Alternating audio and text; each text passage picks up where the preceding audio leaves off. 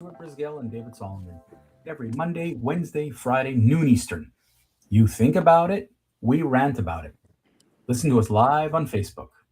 Well, it's another noon. I got David sitting right below me, and I got a Mr. Sam Beard sitting to our side. You know, David, Mr. Beard has got a resume so long and that needs to be said so accurately. I think I'm going to hand most of this broadcast over to you because, you know, Sam Beard is a friend, a dear friend of my cousin's, and I just don't want to offend my cousin. I'm scared of him. So, Rupert, just so you Shout out, know, Rupert. You're the you know, only one who could scare him, Rupert. Good yeah, job. yeah. All right. So, I'd like to let David. Would you do the introductions of Mr. Beard? Absolutely. We had a great time talking to Sam, who insists on we calling him Sam, last week. And we were talking about raising children at 0 to 5 prime age group.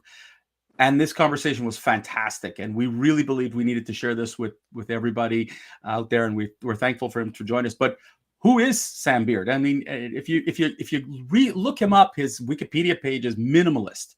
But what he's impacted is immeasurable. We're talking about a gentleman who, since the assassination of Senator Kennedy, has been involved. It's been 50 years of public service. I mean, he started with Senator Kennedy, and I mean, 50 years of public service. It's absolutely fantastic. And he's worked with the Kennedy administration to create a Nobel Prize for public service. He has worked with 8 presidents, folks. 8 different presidents, and it didn't matter on which side of the aisle they were, Republican or Democrat. He worked with them all, straight pretty much from Nixon all the way to Bush Jr. And briefly, because he doesn't want me to elaborate more than this, since 2017, he has shifted his attention, and this is really the topic of today's conversation, is really taking early childhood development globally. Folks, in our conversation, we realized how we're just doing the wrong thing with our children, 0 to 5. And Sam has extraordinary insight into this. So, Sam, before we get into this, tell us more about yourself and your involvement and how you really did get involved in this area. Well, first, I love being here with you and Stuart. And I view you as technology, heart, substance, joy, and a lot of chatter. So it's just a privilege to be here. And thank you for the kind introduction. And then I have sort of a different view. All the stuff I've done, I just follow my intuition, and I'm joyous. I do think big, and I'm passionate, and then I'm very persistent. And so I'm no big deal. In school, I was a hardworking C+ average, and here I am. That's just sort of the way I am. now, I'll tell you that when asked, what about you sort of special? Optimism for sure, persistence. And then with the Jackie Kennedy and then Senator Robert Taft Jr., we did in 1972 create the Jess Awards, which is now Multiplying Good. And the original goal was to create a Nobel Prize for public service. And we started that. Then we ended up impacting over 1 million kids across the country. And with the kids, we were teaching about leadership and service. And it all boiled down to, what do we want children to do? And the answer, or anybody to do, which is think big, have the attitude, yes, I can, and then get started. Most people want to create a plan that is so complicated they never get started. So create a simple plan and get started, and that's it. That's my life. Think big, the attitude, yes, I can, create a simple plan, get started, and here I am. That's incredible. And we'd love to hear that. So let's dive into the conversation, because really this is where so much of our attention, both Stuart and I, are parents. Our children are no longer 0 to 5. But when we reflect based on our conversation, I reflected and I went, ooh, wow, I wonder how I was with my children when they were at that age group. But what are we talking about, Sam? What are the challenges? What did you find that really we need to bring to the public's attention? Well, the thing that just struck me in 2017, if someone says go see somebody, I always do. And I was in San Francisco, and it says go see George Halverson. Well, George Halverson is a world giant in science and healthcare. And it was very simple. What he told me, just went into my mind, and I can't get it out. And it has now become the largest project in my life that we and our teams are undertaking. And here's the point. It's all, the brain science has been known, but the policy is way behind it. So it's a simple statement. The baby's born, and they now know that billions of synapses are connecting, 1 million a second. And by the third birthday, number 3, the baby needs to have been spoken to, sung to, and read to 30 million words. And what's happening is they know now that the neurological passage of the brain of a child is being 70 to 80% set by the third birthday. And for the most part, after that, you can't catch up. Now, that word cognitive capacity is too fancy for me. But what does that mean? Your cognitive capacity is your ability to succeed in school. It's your ability to process information and make sense out of it and communicate. So I use my hands this way. If you spread them as wide as you can, you're supposed to do 30 million words. And if you do less, the experts will tell, the scientists will tell you pretty much at the third birthday, if you do this much, they know that 60% you're going to drop out of high school at the third birthday. And for the most part, you can't catch up. Now, once you hear that and you just think about it, it's pretty incredible. So let's talk about the 3 of us. We've all been parents, and anybody who's listening who's been a parent. So many things you don't know. And in my family, I wanted to do so much with my kids. I rolled around with them, and I was always energy and did everything. And then here's what I did wrong. If you're supposed to speak to, sing to, and read to 30 million words by the third birthday, I thought it was spectacular while I was preparing dinner to dump the kids in front of Disney. And the answer is no. You should have them right in the room with you, and you should say, I'm going to the refrigerator.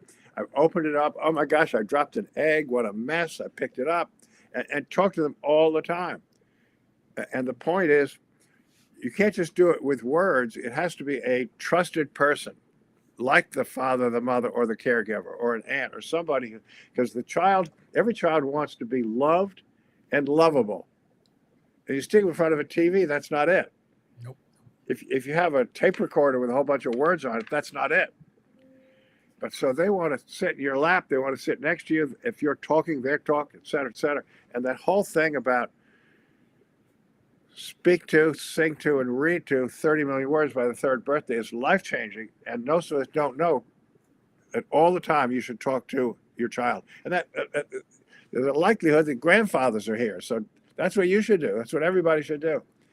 Now, Sam, Sam, you say 30 million words. If I'm sorry, I just, it sounds enormous, but it's not 30 million individual words. We're talking about just talk to the child, right? Correct. Well, look, just the 2 of you are talk machines. You are absolutely delightful. So 30 million words is absolutely nothing with your podcast. So Sam, listen, I can talk as fast as anyone, but I remember my late mother always used to tell me, don't go goo goo gaga, talk to your kid. I mean, this concept has existed for generations. You have to talk to a kid. You got to entertain a kid. What I think parents today have is forgotten that the iPhone, iPad, and television, which was our generation, today it's the iPhone and iPad, isn't replacing what you as a parent, a caregiver, need to do with these young children. And I think that many parents are starting too late. People are dropping their kids off at daycares and, leaving them in front of nannies or leaving them at home with people that may not even communicate in the language that they need to be communicated in. But I mean, you have this program, Gift Connect. Let's talk about this. Rupert produced that video for you that I saw, which started this whole dialogue between you, David, and myself. I mean, you have a lifetime of giving and teaching, right?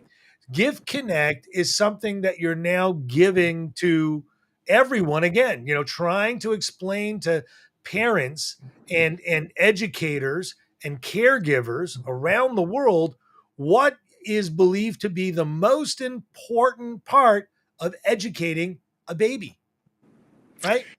All right, so let me pick it up from there, and let me just tell you one other thing. It's called serve and return. So this is just another thing I did wrong. I did all sorts of energy, and when the baby's brand new born, it's not bad to just go like this and wiggle your fingers or go goo-goo. But when you're really talking, you should talk and pronunciate clearly and talk clearly. But the point about serve and return is I did it wrong. I was all energy. I was constantly serve, serve, serve, serve, serve, and serve. And here, Beatrice Beebe is one of the very top breakthrough scientists at Columbia University. And here's her point. Here's a brand new baby. And if you go like this, just for a few seconds, stop. Because the baby wants to be loved. The baby's saying, I want to be loved. So the baby is going to do this and come back. And then if you say a word, the baby's going to try to say that word. And that's serve and return. And it's so important because the frontal executive function of your brain is being developed at the earliest of ages. And that's just important. Now, there's another part of serve and return, which is, let's say you're reading to the baby. That's two things. You're reading to the baby, the baby starts sucking on the book. Now, you're thinking, I want this baby to be a genius, so I'm going to slap the baby. Stop that sucking on the book. You're going to be a genius. And the answer is, if you slap or scold the baby is going to say, I don't like reading because when we're reading, I'm getting punished. So that's exactly the wrong thing to do. Now, then you're reading and the baby leaves and starts crawling across the floor. What the top experts know is that baby is now serving. The baby, so babies are so curious and fascinated about things. If they see something, they start crawling across the floor, don't yank them back, follow them. Encourage their creativity, encourage their imagination. So they're serving and then you return. So it's all these things. These are just two simple things that I was never told. Now, let me start to answer some of your questions, Stuart. The first lesson is what everybody should know. And we're talking about that. And also, it's not just speak to, sing to, and read to. First, this really starts at conception. When that baby is in the womb, if you talk to the baby and read to the baby and sing to the baby and play music, they now know that that baby is being developed right there in the womb. And if you talk from conception right until birth, that's very important also. Also, just the physical health of the mother is important. Now, obviously, at any age or at any economic level, if you're into drugs and heavy drinking and heavy smoking, that's not good for the baby. And your physical health is important for the baby. Now the baby's born, and it's more than just speak to, sing to, read to. And it depends. The sexual abuse, physical abuse, the abuse of poverty, where the baby's just abandoned. These are very important things. In the first 4 years of life, psychologists now know that here's the baby, wants to be loved and lovable, and things happen. And it goes into your conscious mind, it gets programmed in your subconscious.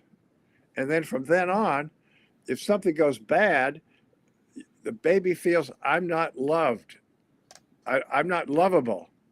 The baby takes the blame for that.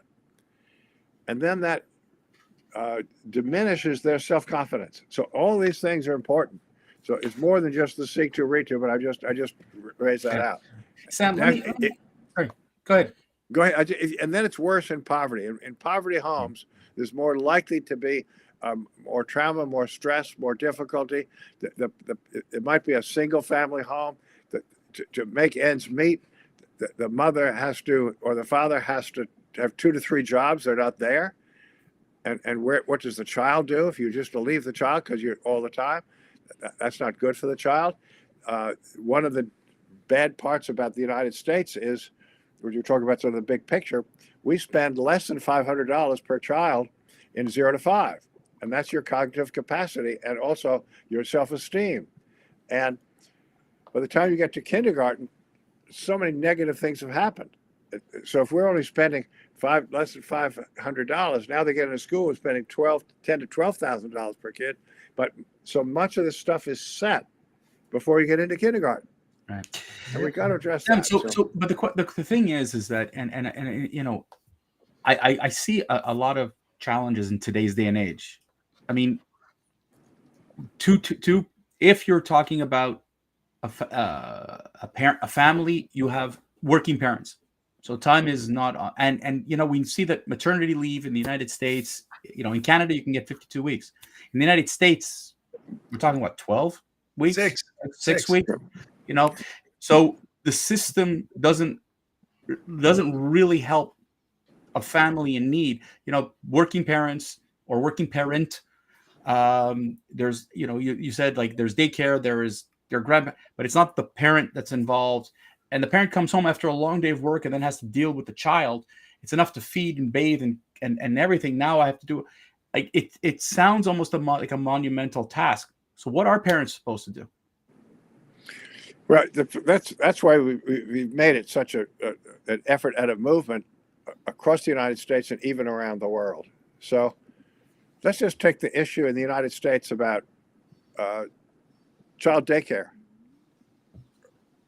early education centers. Now, an affluent family, they're able to pay a handsome price for a quality daycare where people really care. Now, in poverty in the United States, a family has to have a job to make ends meet, tremendous stress, and they don't have any extra money to do that daycare. And in so many states, early childhood development daycare, we're paying those quote professionals less than a dishwasher. And this is our treasure. The thing across America, we're taking 1/3 of our children and just throwing them in a wastebasket. You know, and you get. Let me make this one point and then come in to Stuart.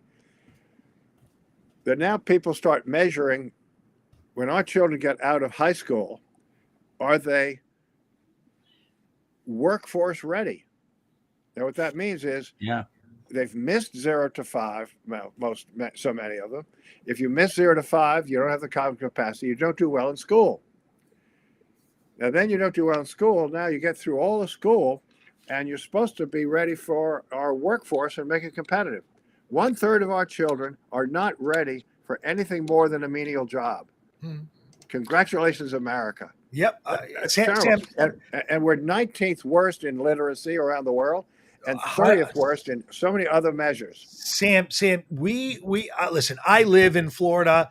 I hear this on a regular basis. It's an ongoing, it's not just a political fight. It's a spectrum on who, and everyone wants to convolute issues with CRT and other things that are so politically charged. But let's just take a step back, remove one thing out of this conversation, which is politics, right? Because children should not be, you know, the political pawn of anyone.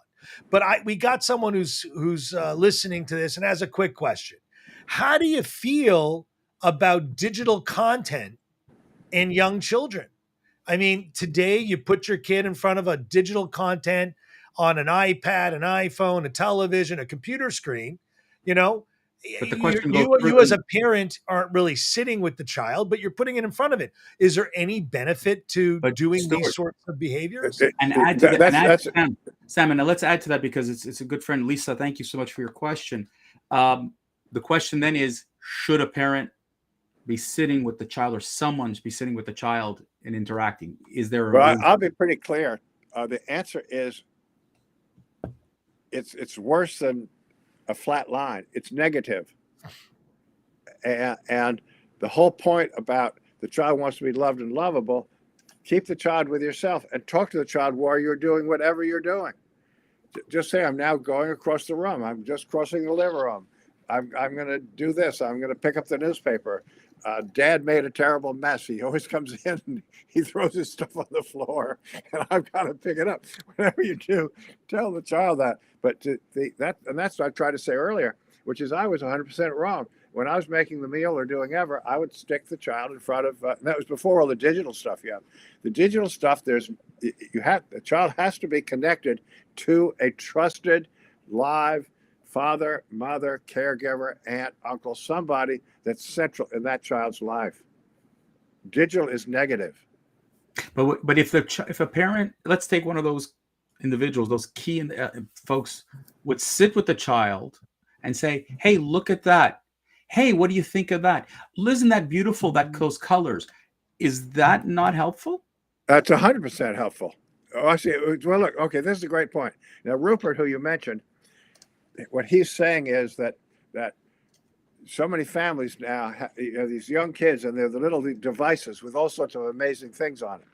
So if the kid is just sitting there with the amazing things on a machine, no good. But now, if you're there, if you visualize the machine taking the place of a book, you're sitting there, and the child loves the machine, and you're there, and you're saying, "Look at that wonderful red color. Look at this wonderful bear. Look at this amazing cat. Look at that. Look at the cow that jumped over the moon."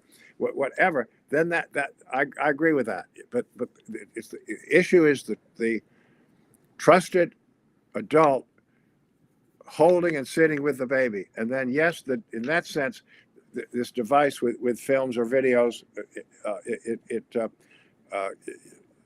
it's like a more 21st century today book.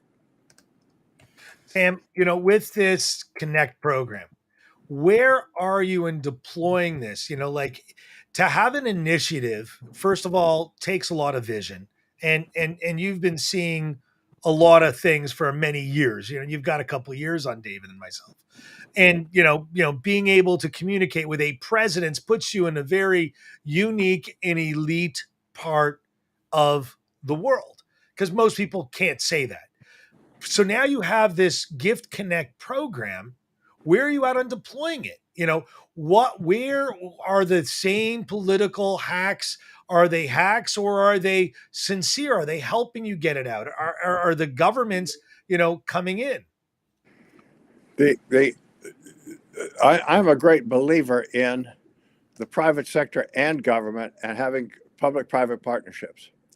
And I look at it this way: in the private sector, there are an awful lot of hacks. In government, they're fair hacks.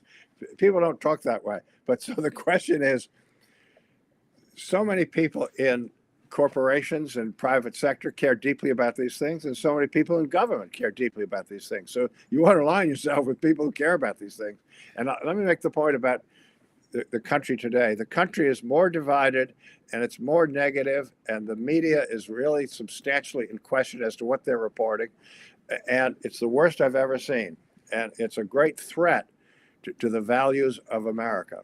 And I'm not going to take any sides on that. I'm just reporting that.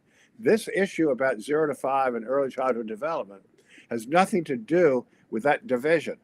All of us care about the children. All of us care about our future. And so it's an opportunity to I don't care, right, left, red, blue. I don't care. This is an opportunity for everybody to get behind something. And what I've done with the 8 presidents, it's always nonpartisan. Sam, let me jump in. We have your good friend Rupert Hitzik, who just got the link, who sort of come in and is seeing us now. Hi, Rupert. Just want to say hello. You can say hi to Sam. There you go. Hi, Sam. How are you doing? Hello, Mr. Rupert. This is great. We're having a lot of fun with Stuart and David. And well, I just realized I could get this stream. I didn't know it. I'm on my. I'm sitting here reading the New York Times. I said, I wonder what's happening with Stuart and Sam. Well, the amazing thing about you, Rupert, is you're a guiding light. Since I've known you for over 70 years, and it just happens that there's a strong light behind you, which means that once again you're a guiding light. That's my reading light. All right, Stuart. I hope you have fun with Sam. He's a wonderful human being. Thank you, Rupert. We're going to take you off the air, but thanks. And for I've never met your in. partner, so hello, I forgot David. David, it's nice to meet you, Hi, Rupert. David. Nice to meet you. I've heard a lot about you, despite what Stuart has said. All right, Rupert. We're going to take you out. We'll see you soon. Thanks. All right. Sorry about that, Sam. That was fun bringing Rupert in. I think. Sam, I guess in conclusion here for today, I guess the real question now becomes is You know, what do we do here now in North America? What can people do today until the governments change their financing policies? And by the way, just so I can supplement, Quebec put into place a $7 a day daycare to help daycare funding be cheaper for people to go and send their child. And I'm not sure that has solved the problem, but I am not an expert in this case, because what we're hearing in daycares is there are 10 children in a room. It's hard to connect with kids. It's hard to be that kind of caregiver, as you called it. So what is to be done? What All right, is well, the let me say what we're doing. There are 30 developed nations that are spending $10,000, $12,000 a year, 0 to 5, because they understand the science. This is not just somebody's opinion versus another person's opinion. The brain science is very rare that everybody so agrees on one thing. All the scientists, neurological and your brain science agree on this, the importance of 0 to 5. Once you understand that, if you don't respond from a political and policy viewpoint, you're losing ground big time. So 30 nations are spending $10,000 to $12,000 a year per child, or developed countries around the world, and we're spending less than $500. And then it shows at the fourth grade level in the United States, 66% of our children are not at the reading level in the fourth grade. Yeah. In kindergarten, where you miss 0 to 5, in kindergarten, they get into school, and states report that 52% of the kids are reading ready and education ready. That means 48% are not. But so Sam, in a nutshell, the public school system isn't exactly catching up or catching those kids, because all they're doing is testing in the United States. And as we all know, to get a test and not teach doesn't help the kids either. So again, you are trying to get across to parents around the world, hey, you got a baby, you got to be involved. You get involved, that kid has a better than 50% chance on being a successful part of life, right? That's All what right, basically the let me pick up concept. Stuart, let me pick up what you're saying. First, what I'm saying is, as a nation, we need to understand the importance of 0 to 5. And if you miss the cognitive capacity, if you haven't done all the speak to, sing to, and read to, and if you're traumatized, you get into school, the school can't work. And so I know so many school teachers are so passionate, and then the turnover in our schools of 1 out of 3 turn over every 3 years, because so many disruptive kids are in the school, and that's all 0 to 5. Now then you get to a whole different thing, which is, you miss 0 to 5, the 1.2 million children a year drop out of high school, and they end up 80%. If you drop out of high school, you end up connected with the penal system, in and out, and each one's likely to cost the country $1 million. A tremendous amount of waste not to care about 0 to 5. And then if you drop out of high school and you connect in the penal system, the statistic shows that those kids are creating about 75% of the crime. So as a nation, what are we doing? We're going to go all across the country, and we're going to get people at a local level excited about this, talk to their top elected officials, and we're going to change that over a 10-year period from $500 to $10,000 a year, and we're going to reduce this. And we're also taking that around the world. We're already operating in Africa in about 16 countries on our path to impact of 5 to 10 million people in the 5 to 10 years. Sam, all right, I've just put up on the screen the Gift Connect website. I urge everyone to take a look. There's some great interactive videos that go into further detail as to what the Gift Connect program is, why it's so important. In fact, the one video that I saw first, which was Rupert's, it just, the first few seconds, you get it. And I think that's a big problem on the message, is that a lot of people get lost in politics instead of getting lost in the concept that the children are the most important resource to any country.